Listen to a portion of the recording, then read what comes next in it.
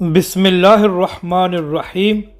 السلام علیکم ناظرین کرام، پاکستان نے دہشت گردی کی جنگ میں 70,000 سے زائد جانیں دیں، جس میں پاک فوج کے جوان اور عام شہری شہید ہوئے۔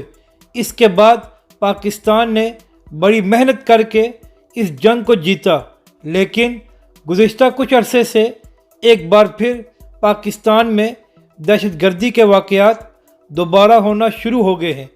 اب ہونا تو یہ چاہیے تھا کہ پہلے کی طرح ان دہشت گردوں کے خلاف ایک آپریشن کیا جاتا اور پاکستان سے ان کا صفایا ہو جاتا، لیکن عمران خان صاحب نے یہ بیان دیا کہ جو دہشت گرد ہتھیار پھینک دیں گے ہم ان کے ساتھ بات چیت کرنے کو تیار ہیں۔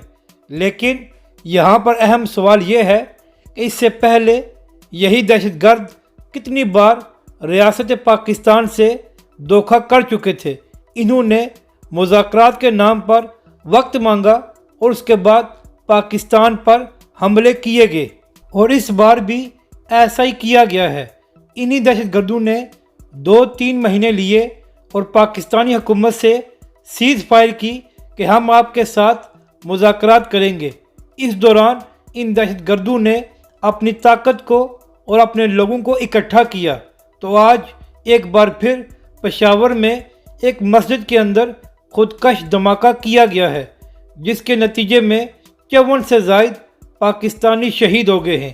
یہاں پر عمران خان صاحب سے سوال یہ ہے کہ آپ کی حکومت نے تحریک لبیک پاکستان کے نہتے لوگوں پر ظلم کیا، اور یہاں تک کہ تحریک لبیک کے سربراہ علامہ سعد حسین رضوی پر تشدد کیا گیا، اور دوسری طرف آپ اور آپ کی حکومت ان لوگوں سے مذاکرات کرنے کو کیوں تیار ہو گئے تھے جنہوں نے 70,000 سے زائد پاکستانیوں کو شہید کیا تھا؟